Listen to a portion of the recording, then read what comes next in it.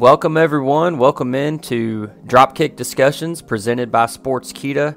I'm Korey Gunz, and back with me again this week is a WWE insider here to drop some knowledge on us. My brother from across the pond, Tom Colohue. Tom, anything interesting or exciting happened this week?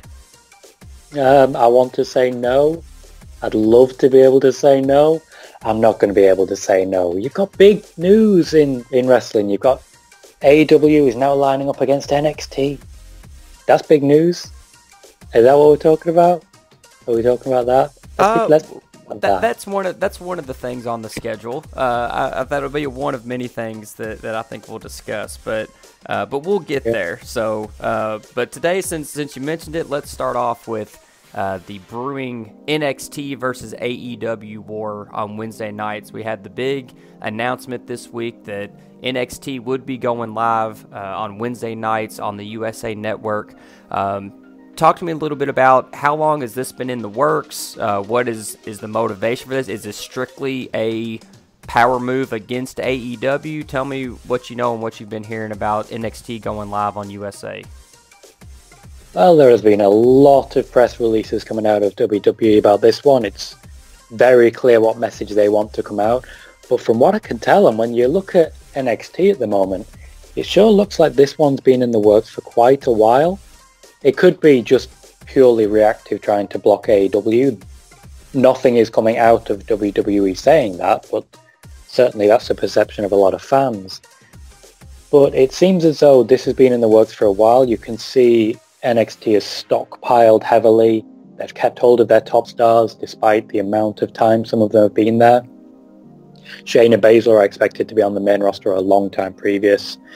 Possibly the same as the Undisputed Era. I know there are rumours about Velveteen Dream coming up, but they're all going to be very important to this NXT launch. If you're going to compete with AEW, you need your top stars. So I think it's been in the works for a while. It's certainly been under consideration for a while, but the timing certainly says a lot when it's going to be ahead of AEW's launch by only 2 weeks. That's going to be an interesting move. We talked about the talent roster a little bit, NXT people that maybe were going to get called up to the main roster. Maybe that'll be put on hold now since they're getting their own show.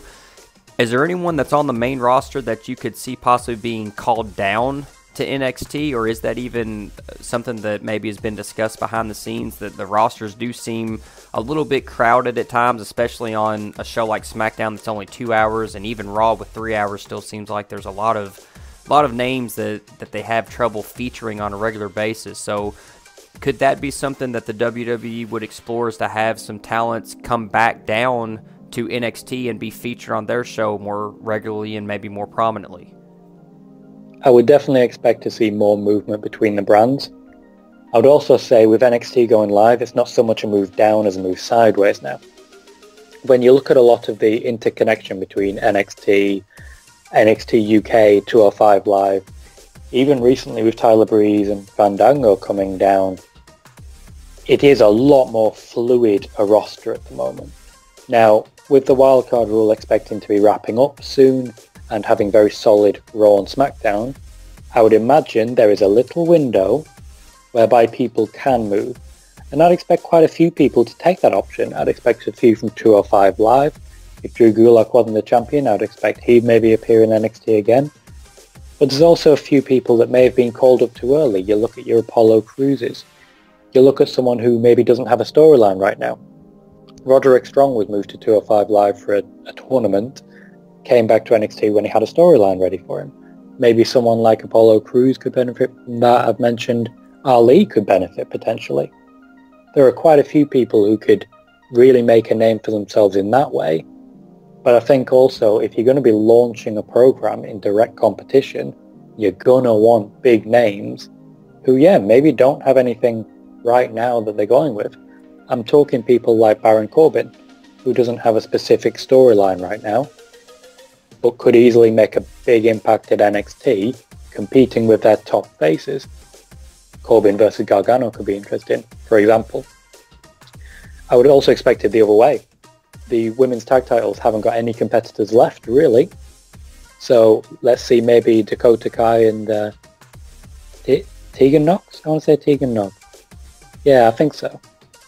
Who could definitely, once they have fully recovered from their injuries, they can be back and they could potentially be challenging. So it's a lot more fluid. It's very exciting. And fingers crossed we get a lot of movement.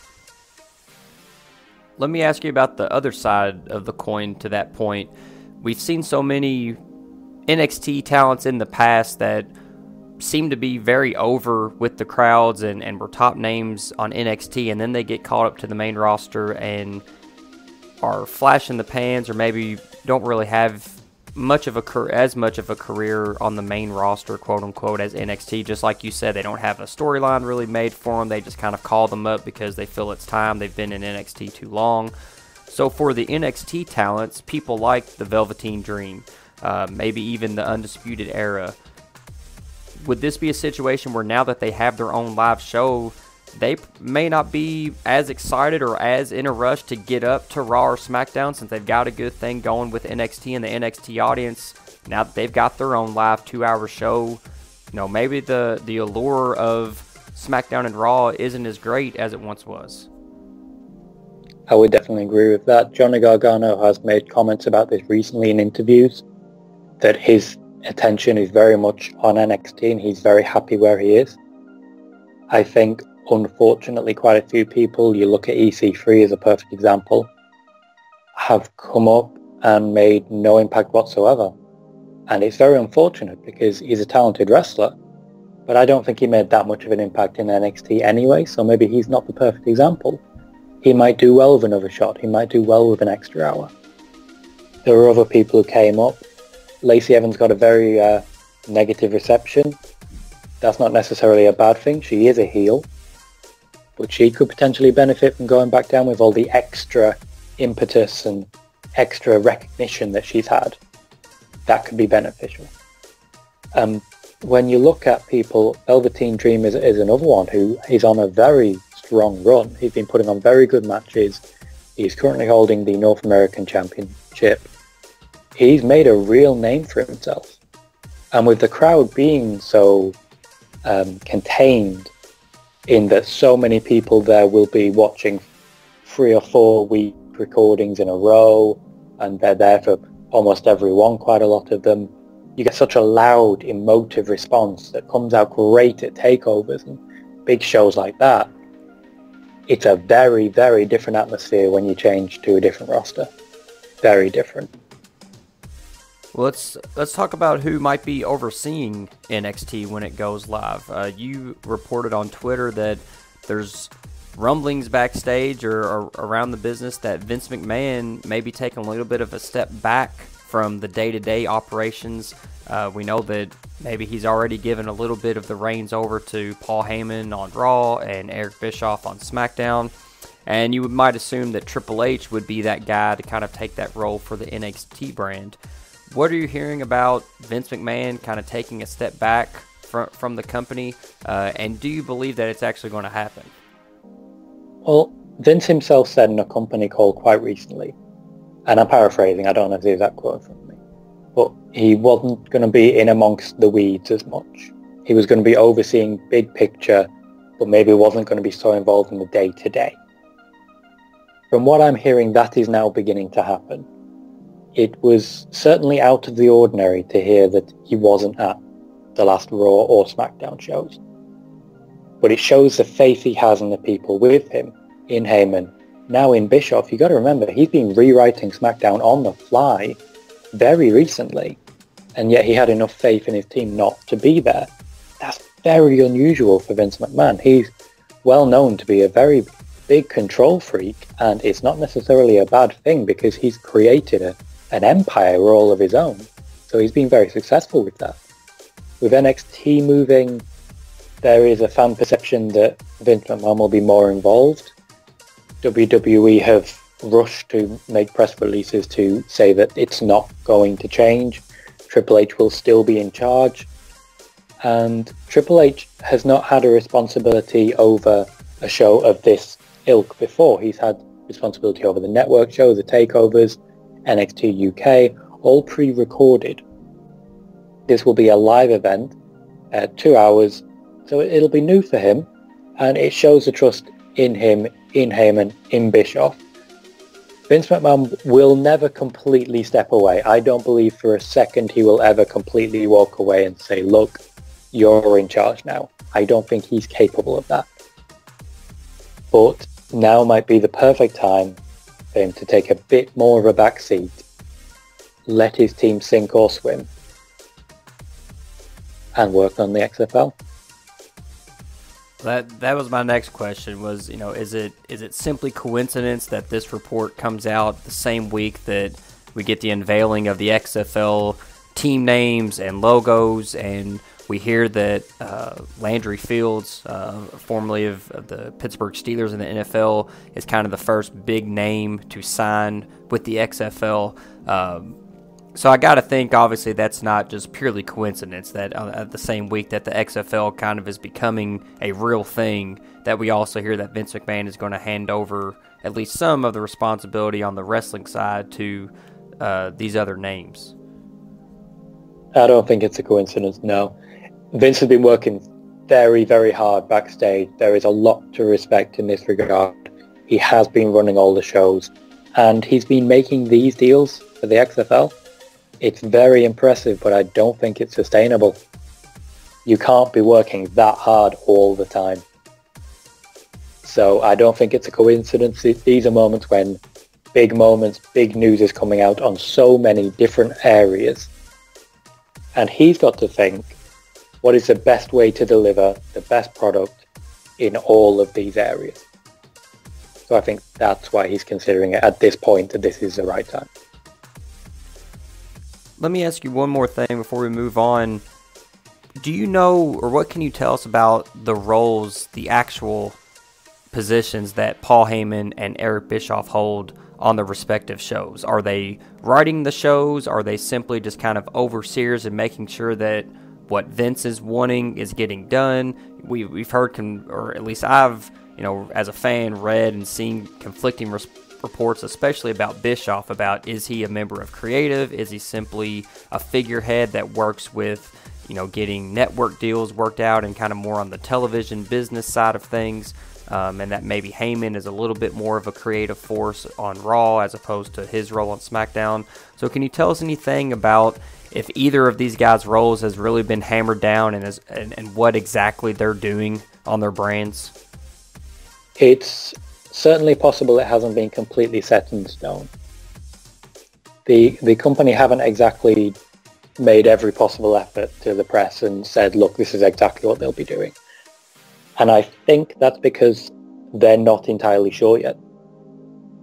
I believe that the stories that we're hearing about Bischoff and how he won't be in charge of this, or he'll be focusing more on this area, is not necessarily him per se, but more an evolution of the role.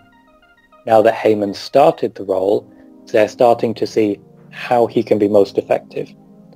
Maybe the idea was that he wouldn't be involved in contracts, as an example. But now they see he could be very good in contracts. And now that we've got the XFL and Vince is sort of torn between many things, he's sharing a bit more responsibility than he expected to. I think it's a lot more that than that it's not the same role for each person. When it comes to what the roles are, to my understanding, it's simply Vince's job, but underneath Vince. So they will oversee the full creative team. While yes, they may be writing every now and then, Vince will still be writing. They do have quite large creative teams under them who can pitch, who can write, who can prepare. There is a little more autonomy with the wrestlers themselves to be able to script more, to be able to pitch more. They will be going to Heyman, they will be going to Bischoff.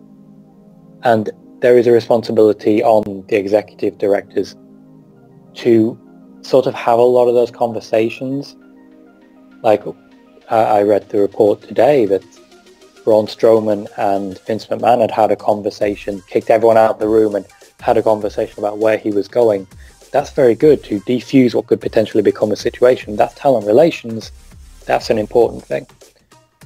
So while there may be a lot of different things, essentially they are reporting to Vince McMahon and everyone else is reporting to them. So production staff, creative staff, and talent. All right, let's get to what everybody's here for. If you follow Tom on Twitter, this is probably why you're tuning into the podcast this week. You had a very interesting couple of days after a story that you broke on Sportskeeda about Bray Wyatt and his Fiend character.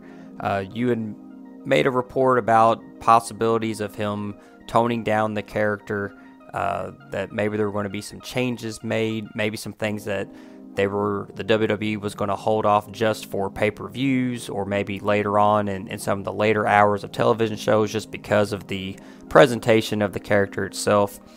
And then some news outlets and media outlets decided to kind of run with that story and maybe didn't quote you quite accurately as far as the article that you actually had written, and attached your name to it. And it even got the man himself's attention. Bray Wyatt even got his attention on Twitter, and he had a response to the story. So set the record straight for us.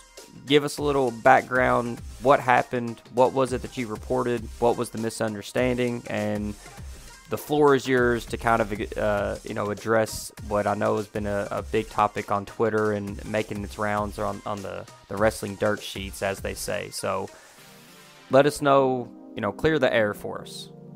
Okay. Well, yeah, it's been a difficult couple of days in this regard. A lot of attention has come my way that I wasn't particularly prepared for, and essentially the tone that has been received of a lot of it.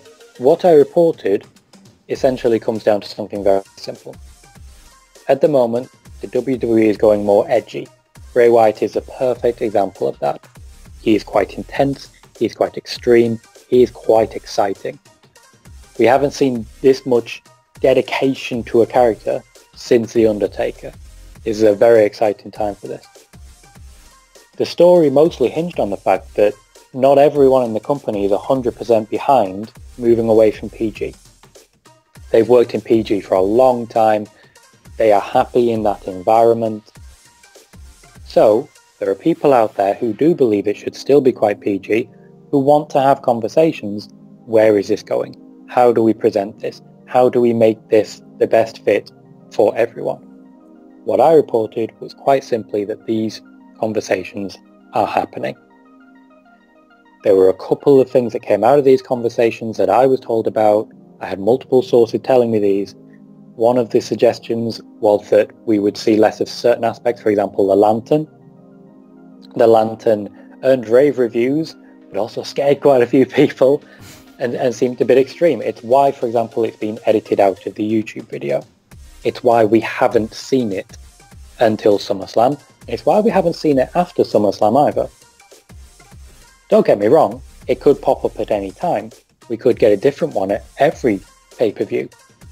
But there are certain ways in which they will intentionally present. Before I go on, I want to be clear here. No journalist, pro wrestling or otherwise, should be immune to criticism. At no point. If there is a story that you disagree with, if there is an article that you have sources that refute, by all means, you come to me and you talk to me about it. I am absolutely fine with that. I encourage skepticism. However, my report talking about these conversations, which, as I'm saying, I am not infallible. There may be some element that was misreported. I do not believe there was, but it may of course be that.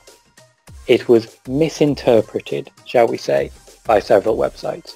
One of the reports that I read claimed that I had reported Bray Wyatt was going to be turned family-friendly because of sponsors threatening to pull out if he wasn't. That is nowhere near anything that I reported. The misrepresentations went in all shapes and sizes, some slightly, some massively. Where Bray Wyatt himself came in was on a story from a website that I will not be mentioning. I will not give them the satisfaction and the naming and shaming, as it were, But before I go on, I just want to talk about what was actually said.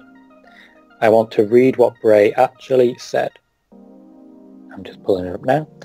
So what Bray said was, in response to this website, stop spreading this propaganda and fire your informants. A lot of attention is being paid to the first part, but not really the second part. Fire your informants. I do not work for this website. I have never worked for this website. I have no intention of ever working for this website. I work for a number of websites. PW Torch, Daily DDT. This report was for Sportskeeda, which is where we are broadcasting this podcast. Bray Wyatt did not come to me. He is welcome to do so. He did not come to Sportskeeda. He is welcome to do so. I will happily have that conversation. He is a first-hand source. I hope he would know if these conversations are taking place. I don't know if the conversation will be happening with him, but I would imagine they would be. I'm not sure. But he's welcome to come and have that conversation. He did not refute the report I put out. He refuted the report that was a misinterpretation and a misrepresentation of it. Since then, I will continue to go to work, as it were. I will continue to report, for example, the story about Vince McMahon. Yesterday, I believe it was, I put that one out. Actually, when this goes out, I'm not sure. But it was yesterday when it was recorded. The sources in question, I don't do one source reporting. I always have several people, usually from different departments, definitely not connected, all verified. I do my research. This is why if you look at some of the stories I've put out, they've been proven as quickly as it can be. I put a story out about the wildcard rule wrapping up. 2 days later, Dave Meltzer comes out and says the same thing. That's one of the examples. I put a story out about Daniel Bryan. Bischoff wanted him back in the SmackDown Live main event. That was July 23rd. Where is he now? He's potentially feuding with Roman Reigns. These come from similar, if not the same, sources. When you talk about Sasha Banks coming back and me talking about the situation there, that she would slot back in, that so many websites ran with, here she is, she's come back, she's straight into a title feud. These are similar, if not the same, sources. So in this instance, I'm going to stand by this source.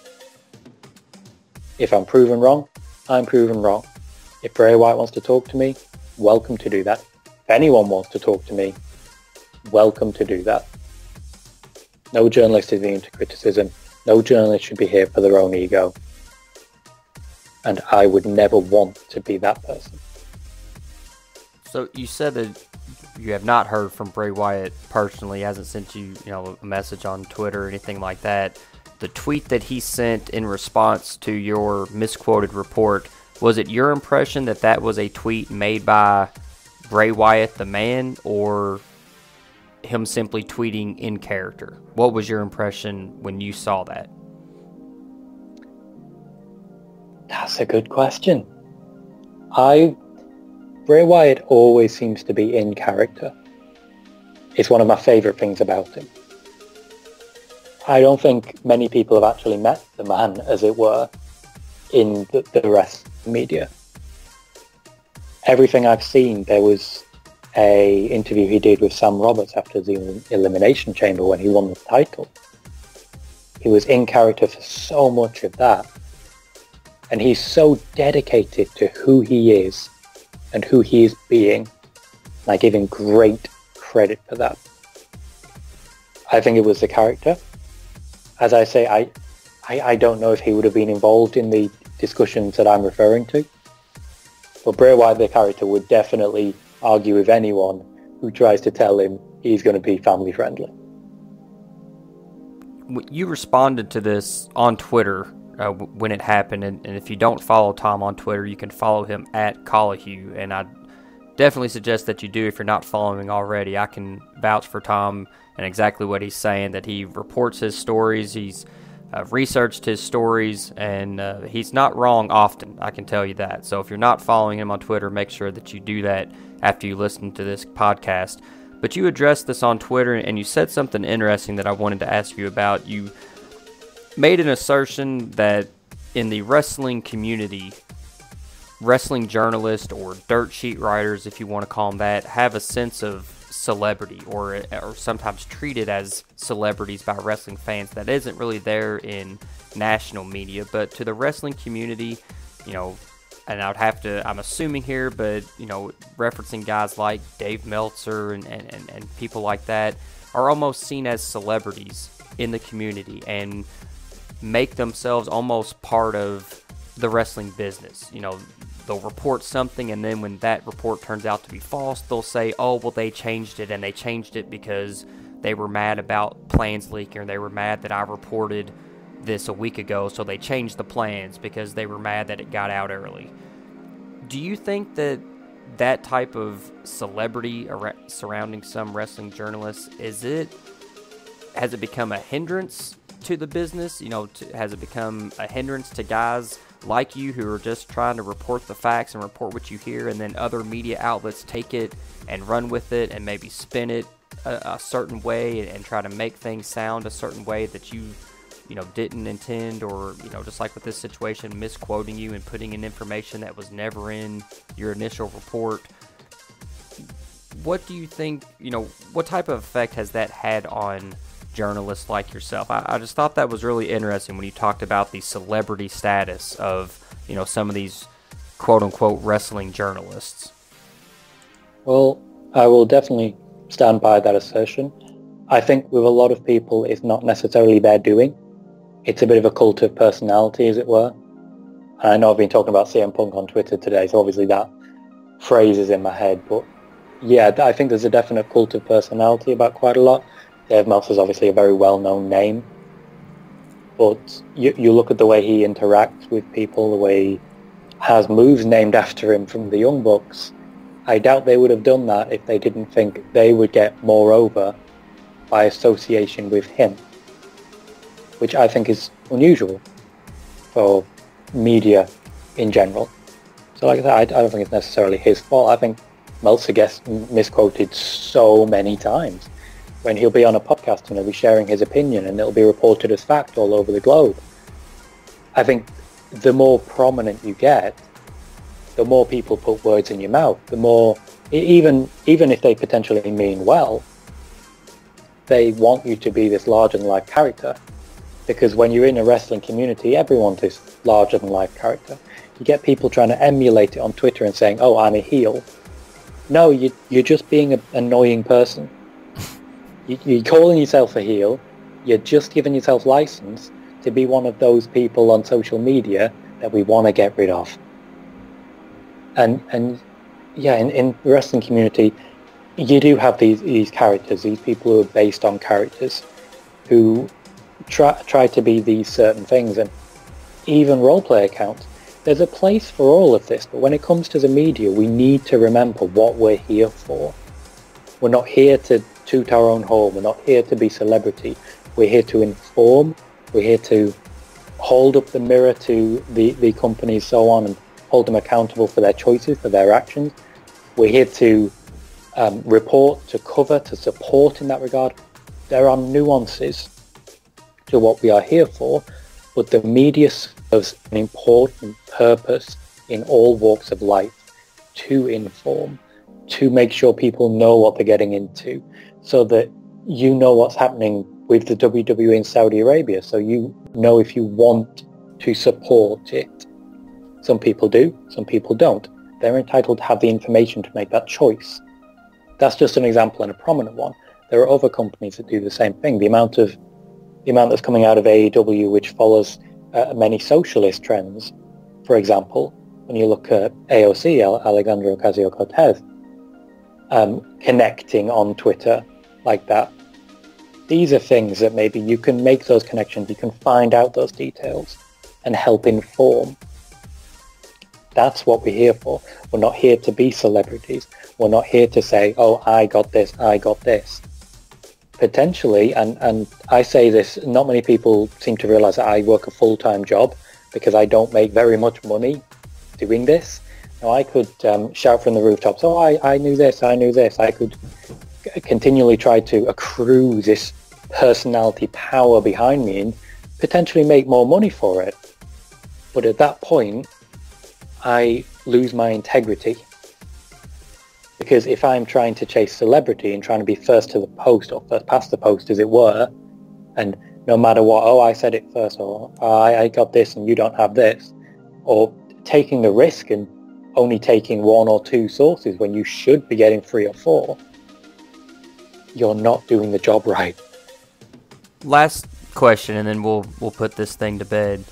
In your experience, how much do companies like the WWE read dirt sheets and insider reports? For example, and I'm not saying this is going to happen, so nobody say that Tom or Korey Gunz on Sportskeeda said this on a podcast and run with it. But say, for example, if your report about Bray Wyatt came out saying, oh, they're going to tone him down, and that got a negative social media reaction from readers of your report, is the WWE actually paying attention? Would they actually say, oh, well, it got out that we're thinking about toning his character down and everybody hated it, so let's scrap that. Let's not do that. Let's make sure he stays edgy. Or, like has been alluded by other writers, that, well, these were the plans, but plans change. And so that when they heard that the storyline leaked early, they decided to change it, when in actuality they may have not had the story right or the report right from the get-go. So in your experience, does the WWE really care or pay much attention or make any decisions based on reports and dirt sheet writers that are out there in social media? Do they really pay that much attention or really care that much? I wouldn't say that's what's happened in this case with the Bray Wyatt story. I would say he did that independently, and I think we may potentially see a lot more wrestlers sort of defending their brand, as it were, in the future, and that there's nothing wrong with that. Their job is to accrue that sense of personality. When you look at the NXT report, for example, which so many outlets were saying, oh, there's going to be a massive announcement on Monday, and then it just never came. I don't think the companies themselves go looking for these stories, but I think it becomes very hard to avoid when so many different media outlets are trying desperately to get to the top of the Google rankings and trying to make as much money as possible and get as many clicks as possible, grow their brand, as it were. I think there's a point at which it becomes unavoidable. This has also been a good thing. There are times when they won't listen, and there are times when suddenly there is Give Divas a Chance trending on Twitter for a prolonged period of time, and they have no choice but to listen. It's not necessarily a bad thing for them to listen. I don't think they go looking for it. But I know in the past, when you look at the response to Becky Lynch, when you look at the response to Kofi Kingston, the company is more open now to taking direction from the fans. Even though it was ridiculed wildly when they stood out there and they said, you're in charge, you're driving this. They backed that up by changing storylines so that Becky Lynch and Kofi Kingston could have their big moment. It might not have been too obvious at the time, but they backed that up. When it comes to stories like the NXT one, I don't think that they removed the big announcement, because if anything, it just hyped it up and got people watching. You're popping a rating, and you're not even doing anything for it. So it can work both ways. It can be a positive and a negative. I think it would take a very extreme situation for them to make a change like that. Well, it's been an exciting week, no doubt, and I appreciate you coming on and giving us some insider news and setting the record straight on some things, and I'm sure there'll be a lot more going on in the coming weeks and things for us to talk about, and I'm looking forward to that. You want to remind our listeners where they can find your reports and where they can find you on social media? Yeah, absolutely. My Twitter is where a lot of my stuff comes from. If you check it at Colohue, that's Colohue. If you want the insider gossip, as it were, what I hear, I'm not the most connected man in the world, but I hear what I hear. My profile at Sportskeeda is your best bet. You don't want to be getting it from anywhere else on this one. The amount of misinterpretation and reinterpretation that's come out recently. Your best bet, straight to the source. I've got a profile on Sportskeeda. Just search my name in Sportskeeda. everything is listed there. In addition, of course, I've got Reigns-ometer on PW Torch, and I'm still writing for Daily DDT. I had a rebook of SummerSlam out, which I've mentioned. I'm going to be having more coming soon. Potentially a top 10 for NXT exports or something like that. Absolutely, and we appreciate everybody listening, and we hope to continue to bring you Tom's insider reports right here on Dropkick DiSKussions presented by Sportskeeda. We appreciate you listening.